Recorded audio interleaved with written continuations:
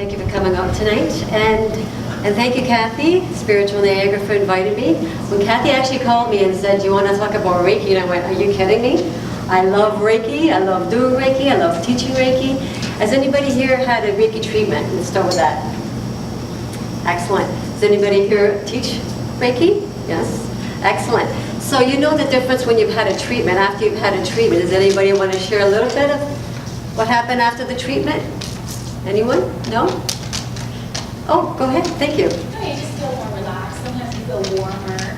Absolutely. If you've been suffering for something, sometimes it eases your symptoms. Yes. So you definitely do feel a difference, right? So you'll notice that Reiki, I'm going to talk a lot about energy tonight, because Reiki is energy, and to me Reiki is just all about channeling love, channeling from up above, whoever your higher power is. So what I've done is I've put a little presentation for you. So as I mentioned before, as you've seen yourself, how energy works. Just by us connecting it to this circle, we actually got the thing to just actually light up, just like a switch, right? So that's how Reiki works. You're actually channeling the energy. So today we're going to we have half an hour. We're going to talk about Reiki, how it works, the essence of Reiki, also the 7 main chakras, which we talked a little bit about what Caroline was saying, but we're going to get into deeper as far as what it can do for you if it's not balanced, because that's what Reiki is all about when you're doing the treatment. What is it, attunement, and what happens after the attunement, how you feel and what happens to the whole body. And also, I'm sorry? Oh, I thought I heard something. And also, where can you use Reiki? What happens, who you can use it with, any kind of living thing that really works. All right? So I'm going to go back and forth because my finger is just not working tonight. So, and also the Reiki principles. So the founder was Dr. Yusi, and it was actually discovered, they're saying now, before Jesus and before Buddha, believe it or not. So now they're saying he's brought it back into the 19th century. So it actually starts with, Reiki is actually how it used to be pronounced. And now we've kind of changed it over to Reiki. Rei is actually done through, like I was saying before, it's just about channeling from up above. Whoever your higher power is, this is what you're actually channeling. So, and then Ki is all about energy. So more or less, anything that's alive with the Ki energy, so anything that's alive, you could actually go to the plant, like Caroline was saying earlier about shifting your energy to whatever you want, or the plant goes that way. So they've actually proven it over and over again that you could actually put a plant down, one with crystals, like she had mentioned before, and one without it, and you can see the difference in which one's going to live longer and healthier, right? Well, that's kind of what we're all about. It's all about making sure that we have good energy around us. And the stick, the reason I brought the stick today, because I wanted to make sure also to focus on the importance of having good, positive energy around you. Because your thoughts are your life, right? So it's like the key. So if you're going to have negative energy around you, eventually, if you're not protecting yourself, eventually you end up sucking into that negative energy. So it's like anything else. So you want to keep good energy, good life. Good thoughts, good life. Happy thoughts, right? So it's like anything else. If you have negative energy, what ends up happening? Eventually, your chakras get all off balance. You start not feeling right. And does that ever happen even in your home? Like she was talking about earlier with the smudging, right? If there's negative energy into the home, you know, all of a sudden the kids might start fighting and you don't know why. There's just that negative energy around. So after a while, you really could get yourself so cleansed to the point that you can actually really notice when somebody has negative energy. And some people actually see people's energy, as they call it, the aura.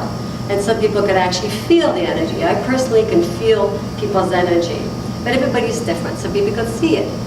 So it's all about, again, positive thinking. So making sure to keep the positive thinking inside you when you're around people that's negative, or protecting yourself, right? That, again, that can go on and on as well. So Reiki is all about the system, the supporting system, and it's actually transferred through the Reiki Master to the student. So that's how it's actually done. But actually, when you actually think about it, from the time those little kids are born, or when we were self, we actually do Reiki without even knowing it. So as soon as your child gets hurt, for example, what's the first thing you're going to do? We automatically put our hands on it, or we try to kiss it, right? So that's the energy that we're doing. Actually, we're doing Reiki. We're setting up good intentions, good energy. So you're actually doing Reiki without even getting attunement or being certified.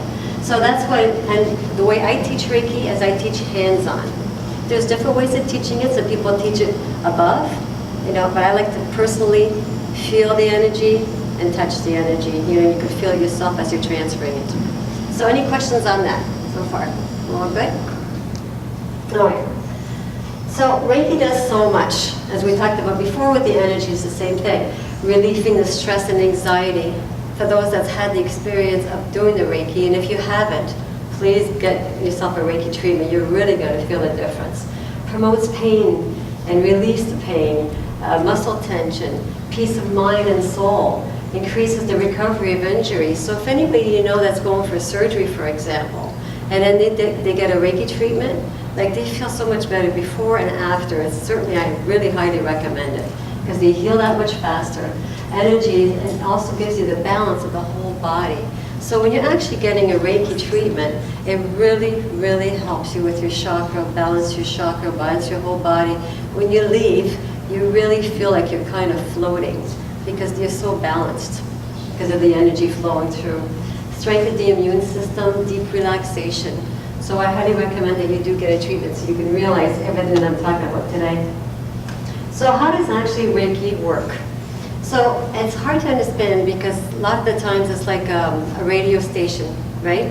How do you get your radio station from one end to the other? Like we know we got the radio, but how does it transfer? So Reiki is kind of the same thing. Explaining how it works, it's actually how you feel it.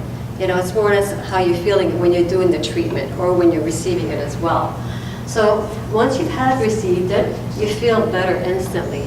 It's just, you just feel it. So once you've received the treatment, you also have a full time. So in other words, you never ever lose Reiki. The only time you ever lose Reiki, which I don't even like to talk about because it's actually so negative, but if you're going to start putting bad intention, negative intention, which you will be doing that because you're doing Reiki for a good reason. And this is why I love teaching Reiki, because I know once they leave the class, then they'll be spreading out the more good energy everywhere else. So it's all good. And the problem, the whole thing about doing Reiki treatments is that Reiki knows where to go. With my classes, I talk a lot about the ego, because a lot of students will go, well, how can you do one treatment after another? Don't you get tired? But I really think if you really get tired, it's because you're working, it's your ego that's working. Because if you're really there and you really trust, because the first thing I ask my clients is, who's your higher power, for example, right? Because I want to know who I'm calling on or who's going to be channeling through me. So as soon as I find out who the higher power is, I just say then let go, let God, or let go, let your higher power. And if the people get tired and they'll say, my legs, whatever, I'm tired, it's because their ego's taken over. But really, when you're doing treatments, and if you become a Reiki facilitator, it's because you're going to love it because you're actually getting the treatment as they're getting the treatment. So you shouldn't be tired. You shouldn't be overworked because you're not doing it. So, you're actually just a funnel. So that's when you know your ego is getting in the way.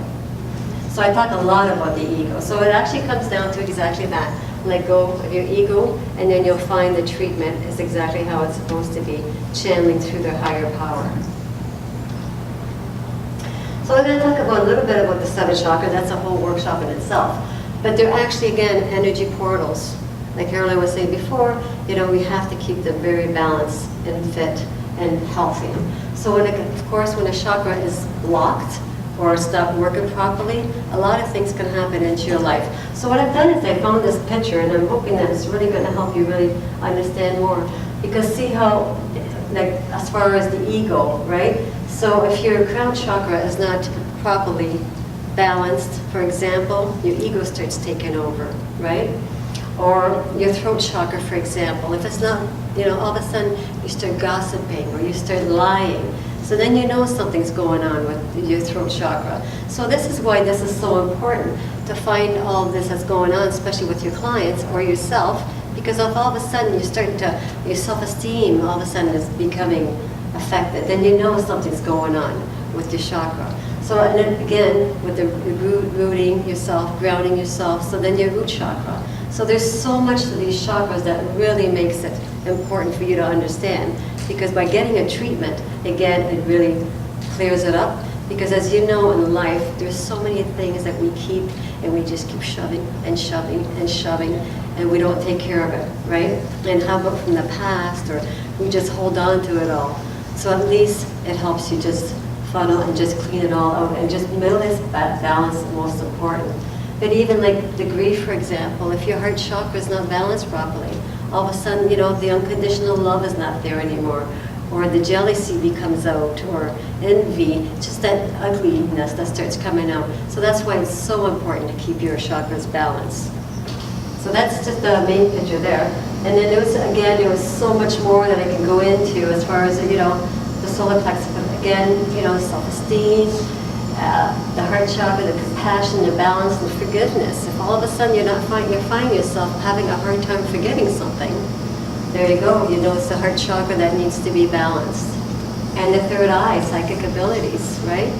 And if you don't trust your psychic abilities, again, something's going on. There's so much to the chakras. Like I said, that could be a workshop in its own. So I just thought I'd share a little bit with you. And there's so much online as well. So we're going to talk a little bit about the attunement, because a lot of people always want to find out what happens with the attunement. It is like a one-on-one. First of all, that's the way I do it. I never do it in the group. And it is kind of like, it is a spiritual ceremony. So what ends up happening, I don't want to go too far ahead, but it's all about channeling the chakra and opening up your own chakra when you get your attunement.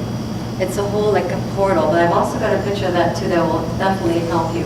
But it is the most important part of the class is when you are getting the attunement as far as the Reiki. So your Reikis are, once you get your attunement, your Reiki is now opened and you are now connected to the Reiki source, most important. And you channel Reiki through your hands. So your palms now, so what you're actually doing is you're going to be starting to channel through whoever their higher power is, through your crown chakra, right through your palms to the client.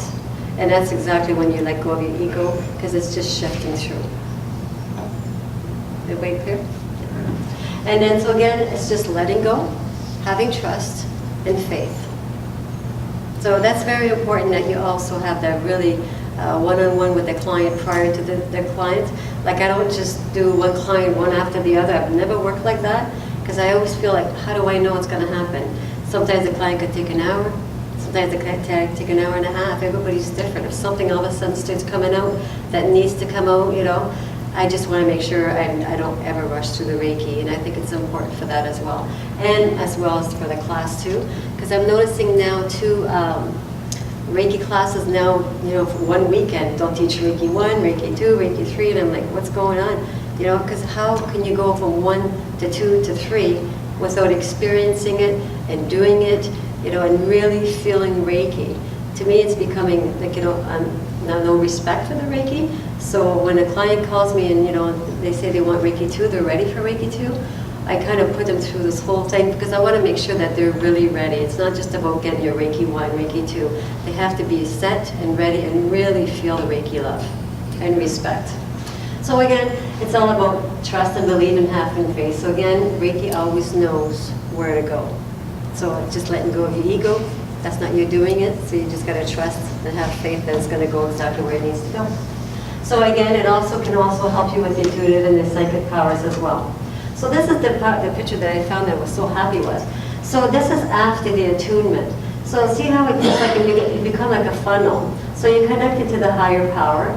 The crown chakra is now open. All the chakras that have been blocked or have a knot or anything at all will be removed. Then your heart chakra is also open wider. So, and this is why I find too, when people get after the attunement, they'll email me and say, oh, I just want to share with everybody. They just, you know, they just want to, it's just such a good feeling that you get. And of course, the energy is connecting now to the crown from the palm, like I was saying earlier. So, and then again, you're connected to the core of the earth, to the Mother Earth. So you're feeling completely, totally balanced. Everything is changing. Everything has been shifted. So it's a very powerful experience once you get your attunement. So it's all about feeling the energy. And like I said, I was glad that you all came up to witness today the energy stick, because that's exactly how much power and the energy we have just in this group today. So imagine when you know you're always surrounded with doing Reiki and energy, or good energy, and that's what you want to make sure that you have all the time. Is good energy around you. So, and if there is negative energy, try to protect yourself. Because I mean, sometimes that's just life. We have to go to the hospitals, for example, where there's a lot of sad people, a lot of sick people, right? So again, by protecting yourself, right? Just making sure that, or you're cleansing yourself, like Caroline was saying. All these steps are very important to do. So it's always really letting go and letting go of the higher power is when you're getting a Reiki. You have to trust whoever's doing the Reiki treatment for you. And as well as you have to trust the higher power, whoever their higher power is, when you're doing a treatment. So it's just letting go and letting your higher power take over. And letting go of that ego. So I'm going to get you to close your eyes. And I'm just going to share the 5 principles of Reiki. So as you close your eyes, you just think of this. So just for today, I will live the attitude of gratitude. Just for today. Just for today, I will not worry. Just for today. Just for today, I will not anger. Just for today. Just for today, I will do my work honestly. Just for today. Just for today, I will show love and respect to every living thing. Just for today. So the reason they say just for today, because some days are not always possible to do all the principles. Things happen, things get in the way, who knows what the reasons are. But these are the principles of Reiki. So if you ever want to get a treatment or become a facilitator, it's very important that you know this and try to practice this as much as you possibly can. So, thank you all for your time. And this is the workshop that I'm having coming up as well. I have a Reiki class 1 and 2 coming up. So I just thought I'd bring that up. And I also do all sorts of other workshops too, if you're interested.